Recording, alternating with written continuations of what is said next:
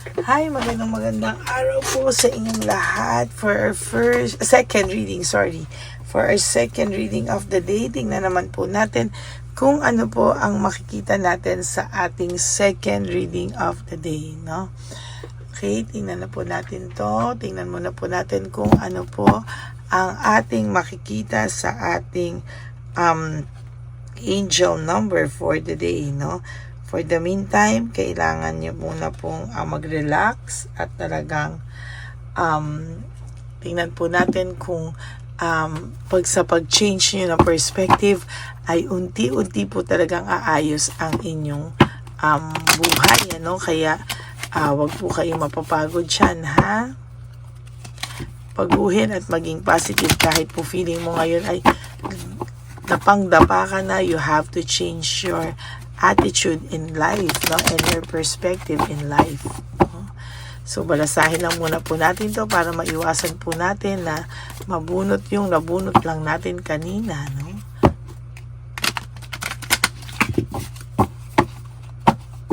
Pag nabunot po natin yung kanina, I'll go for another card.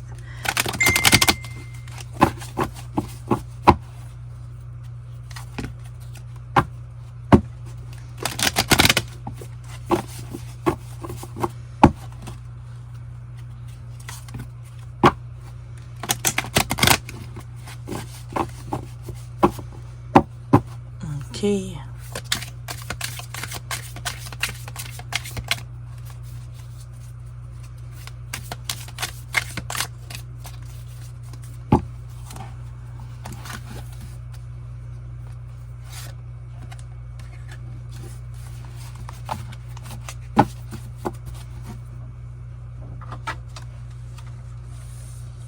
Itabi muna po natin to.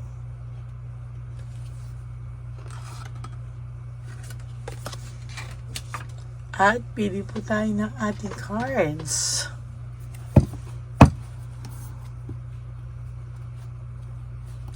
Tingnan po natin kung ano po ang pakiramdam ng person mo right at this very moment.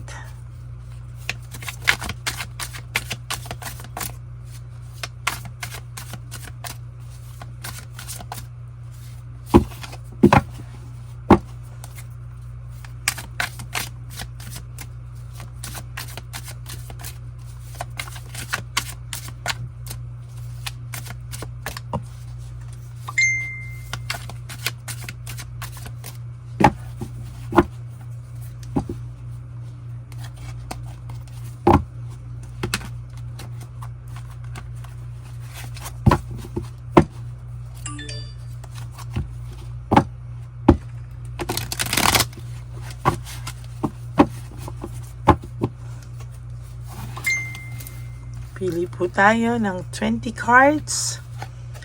1, 2, 3, 4, 5, 6, 7, 8, 9, 10, 11, 12. Huwag niyo po i-skip to, ha. 13, 14. Dito po tayo kumuha ng energy.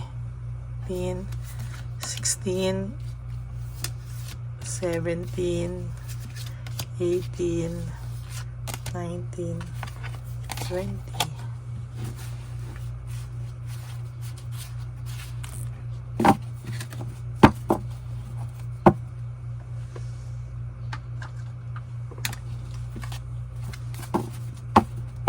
Lagay mo na po natin to dito.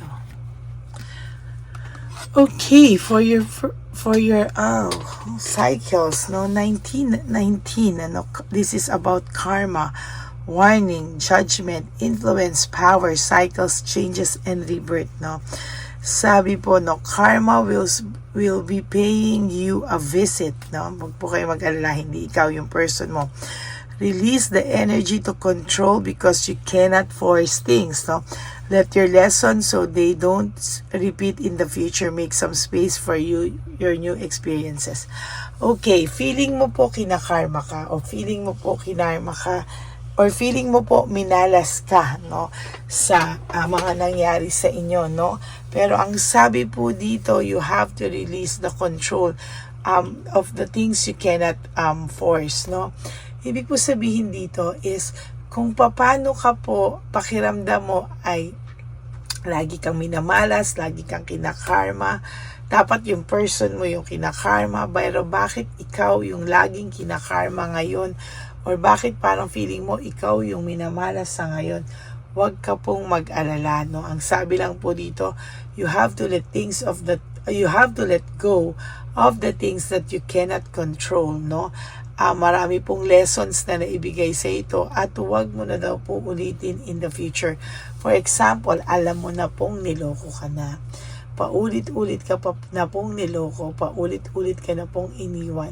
Pero bakit ka po niya pinabayaang mag-iisip pa rin, ano? Or bakit pinapabayaan mo yung sarili mo na maghabol pa rin for some of you?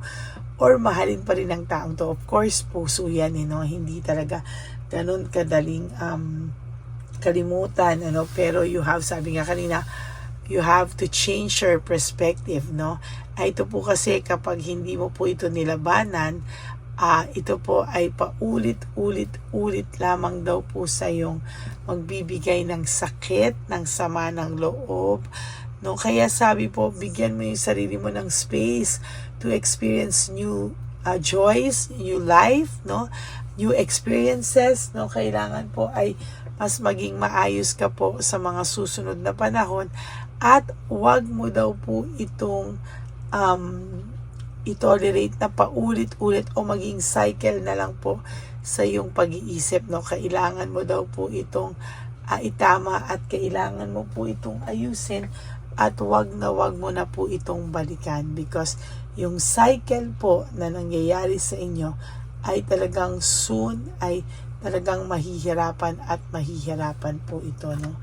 Hindi man po ito sinasadya sa ngayon ay talagang makakaramdam ka ng sakit sa looban, ano?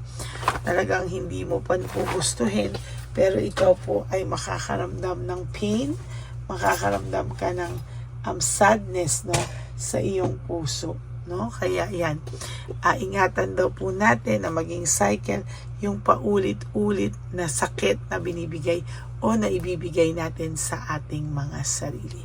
Okay, yan po ang inyong card angel number for the day. Okay, buksan na muna po natin itong ating mga palaban na kandila na konting-konti na lang ay bibigay na.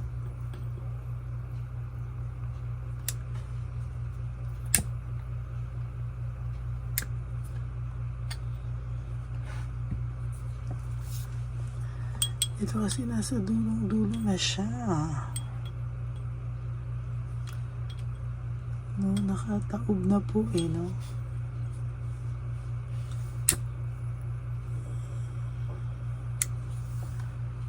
Okay. So, tingnan na po natin ang ating first card. I cry at night. Oh my God. Unang-unang card pa lang kasi Tuesday talaga. Napakalakas din talaga, no? Sabi po dito, I cry at night, no? Sabi niya, tama ka daw po sa lahat ng iniisip mo. Tama ka daw po sa lahat ng gusto mong palabasin. And tama ka daw po sa lahat ng mga nakikita mo, nasabi mo, na iyo pong talagang inisip sa kanya. Sabi niya po, tama ka sa lahat, no? Talagang hindi niya po alam kung paano po siya lalapit sa iyo, hindi niya po alam kung paano niya sasabihin sa yung tama ka because sabi ko nga po sa inyo, ang taong to ay naging mataas din ng pride talaga, no?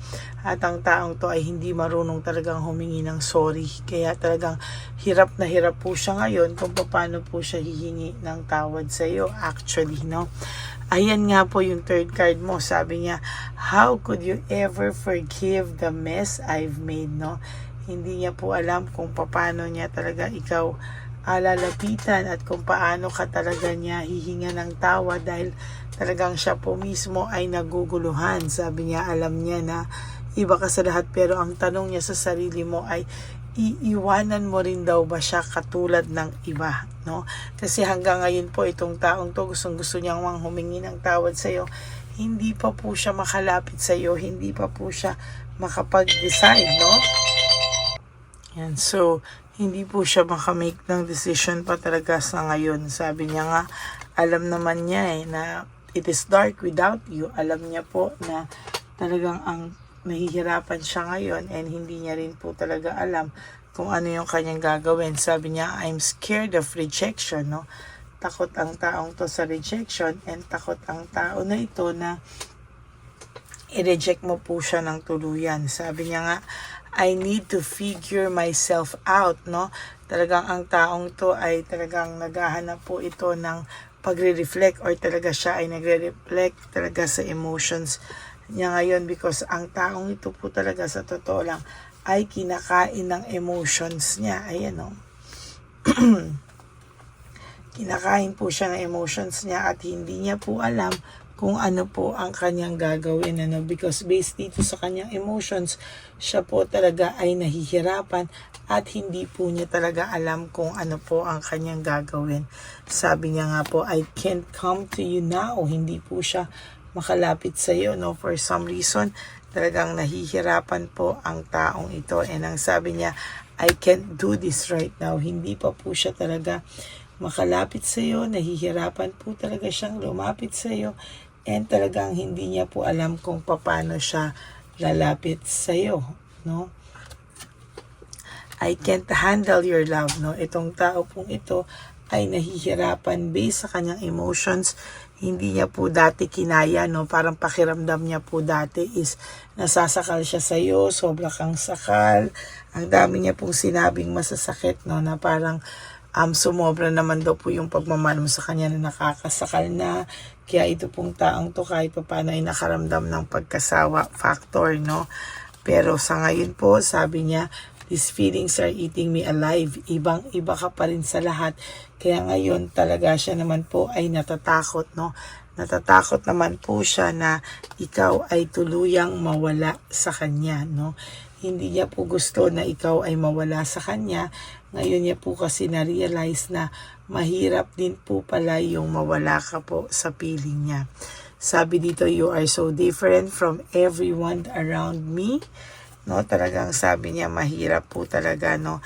At talagang hindi niya po kinakaya, no? At ang sabi niya po, don't treat me the way you do, I don't deserve it. Ngayon nare-realize niya na hindi niya po ito hindi po ito talaga tama, no? Talagang itong taong to ay talagang nahihirapan sa mga bagay-bagay sa ngayon, ano? Sabi niya nga po is pagod na pagod pa daw siya sa mga nangyari sa inyo, kaya yan, ano, talagang hindi na po niya ito ayaw na po niya ito talagang gawin, ano, na parang pahirapan ka, gusto kung may deserve sa iyo na iba, okay lang, pero masasaktan po talaga siya, hindi niya rin po kakayanin at hindi niya din po kinakaya. As a matter of fact, ang taong pong ito ay hirap na hirap sa ngayon, ano, hindi niya po kinakaya ang mga bagay-bagay na ito at talagang sa nakikita ko po ay talagang masaklap po ang nangyayari sa kanya sa mga oras na ito, no? Nasasaktan din po siya at hindi niya po kinakaya, no? Kaya sabi ko sa iyo, itong taong to ay hindi rin naman po manhid, no?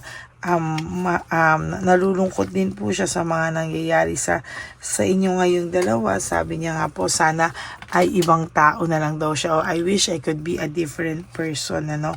Kasi alam niya po na the way na trinato kanya ay hindi mo po deserve, no? Yan po yung nakikita ko sa ngayon, ano, talagang nahihirapan po ito talaga sa ngayon at sa nakikita ko talaga ay hindi po ito titigil na mag-isip sa iyo, no? Talagang sabi niya nga po sa iyo for your last card, life without you is hopeless dark and depressing ay miss your light, no? Namimiss ka po ng taong ito at sa nakikita ko po ay patuloy ka po niyang mamimiss, no, sa mga susunod na panahon. Kaya po sana ay makahingi na siya ng tawad sa iyo kasi sa totoo lang po itong taong to po ay nahihirapan din po sa ngayon. Yan po ang inyong second reading of the day. I hope kayo po ay naka-resonate. And if you do, can you please give me a like and comment down below para naman po alam natin kung ano naman po ang inyong emosyon right at this very moment. And for those of you who would like to have a private reading with me, you can message me po at Ladyly Elena. That's Ladyly Elena. Nasa dulo po yan ng ating video. Diyan nyo lang po ako makakausap. That's my only official and legit FB and Messenger account, no? Yan po ang ating dyan nyo po ako pwedeng kontakin, ano, if you want to have a private reading with me. Nilabas ko rin po dyan ang fake account ng Lady Elena na gumagaya sa atin na kung saan ay nang-i-scam ng tao. So, mag-ingat po kayo lahat, no? Tingnan nyo muna po maigi. Total, may guidance na po kayo. Okay? Maraming salamat po sa inyo. And for those of you na who would like to give me a super thanks for this video, I would really appreciate that. Lalo na po, nag-iipon na po tayo for our One Love a Day, no? Kaya maraming salamat po sa inyong lahat.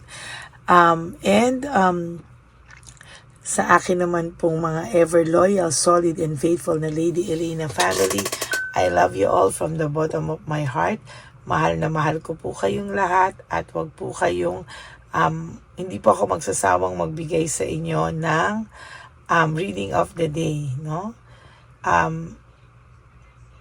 Sana po ay wag rin po kayo magsasawang panood at sana po yung lahat na hindi nyo pa po napapanood ay mapanood nyo na po, and please no skipping of ads. Tulong nyo na po yan sa ating channel, okay? And sa aking mga ever loyal, solid, and faithful na Lady Elena family, I love you all from the bottom of my heart, and sana po ay magising kayo ngayon ng may saya na sa inyong mga puso.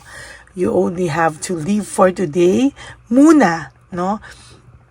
Prioritize yourself for today. You do 3 things that will make you happy for today at maging masaya po kayo, no? Wag po kayong malulungkot. And always choose to love yourself. And because self-love is still the best love of all. And sana po ay ma-realize nyo po na ang buhay ay maikli lamang. Life is really too short. You have to make the most out of it, no? Don't make it shorter by stressing yourself from all the pains and heartaches na binigay sa inyo na kahapon. Just surrender everything to the divine universe and just let go and let God write your life and love story. I will be back for another set of reading. Huwag po kayong malulungkot, ha. Ako po ay magbabalik for another set of reading. For the meantime, kayo po ay mag-relax at huwag po kayong malulungkot dahil ako po ay magbabalik for another set of reading. No, kaya kayo po ay maging masaya at huwag po kayong malulungkot. Lagi ko po kayong ipagdadasal. Okay? I love you all and God bless you all. Bye! Okay, update po, may nagpanggap pong subscriber natin na siya po ay magpapahula sa fake na Lady Elena, kaya ayan, hinihingan po siya na $80 at ang cell po niya ay nabigay at nakuha. Ang pangalan niya po sa cell ay Julian Albert, no? Siya po ay may cell account din, kaya mag-iingat po kayo.